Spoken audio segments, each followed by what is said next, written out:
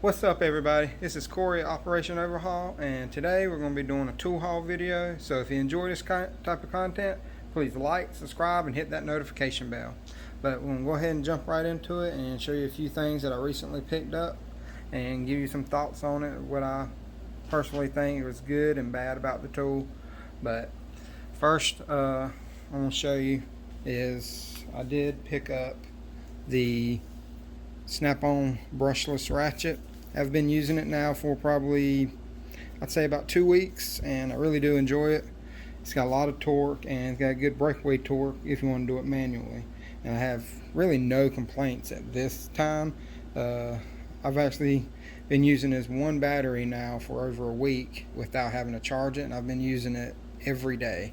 So like I said, it has long battery life, and even battery recharge time is fairly quick, and it does have a lot of torque on it, and the light also is pretty good.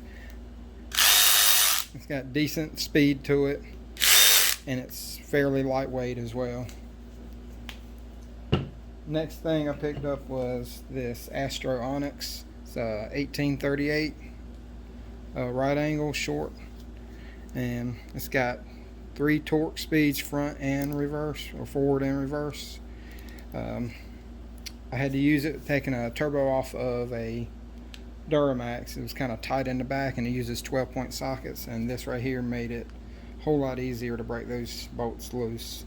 The only complaint is it says it's rated for like 400 foot-pounds, like reverse and forward, but it did kind of bog down a little bit. I don't know if it's because of my air compressor I have. It is a little bit older and probably needs a oil change, but it did have a little bit of trouble breaking those bolts loose. The next thing I got is this Blue Point Toyota oil filter socket housing tool, and here's the part number right here. Bit of focus. And this right here is way better than the little flimsy ones that you buy at any of the auto parts stores. But these right here grip, and you can put a ratchet or socket around here, and it uses a 1/2 inch. And like this right here, I use it because I personally own a Toyota with this. I use it all the time, and I have never had any complaints with that. Next thing I picked up was this lisle oil drain plug for the plastic oil pans. Haven't used it yet. As you can see, it's still in the package.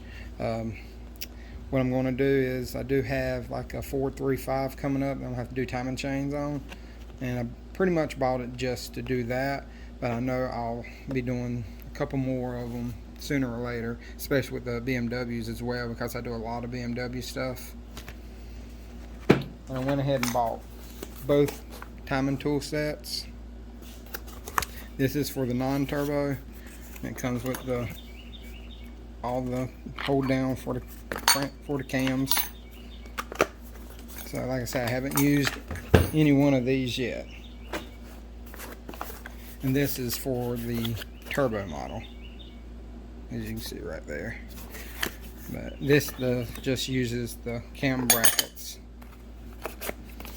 But as soon as I use any of this right here, I will do a review on what I like about it and what I don't like about it. But from what I've heard, they actually are pretty decent. Then I picked up this Sunex Tools swivel socket set, and it ranges from a 10 to a 19. And I do like that it doesn't have the knuckles in it. You know, I like these type of universals, and they are 6-point. But I got it off of Amazon, and I do have a link to it to my Amazon affiliate site if you want to check it out.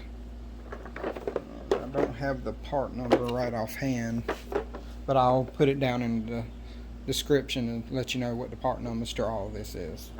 And then I picked up this Sunex set. This is a deep and a shallow 12-point socket set, and I did use the 12 to take the turbo off of that Duramax that I was having troubles getting to, and it even comes with its own universal as well. But I like the fact that it goes from an 8 to a 22 and it doesn't skip any sizes. Like I said, I've used this right here once, and I've used this set a couple of times since I purchased it. And I have no complaints at this time. The 12 points actually grip very well, and the universals actually get into some pretty tight spots, and they actually flex pretty good, and I don't have any complaints on that yet. But I'll let you know how they are, and they're supposed to be impact rated, so we'll see how that goes. And I've only used them on this impact right there, so I don't really have a good high torque rating on those sockets yet. But I will try it out with the Milwaukee, because I know some people want to know, you know, especially with this having the high torque capacity, how it'll hold up to that. I will be doing, like I said, the updated version of it, you know, letting you know how I like the tools and what I don't like once I use them more, and if I break them, or, you know, I'll show you what breaks on them or what doesn't break.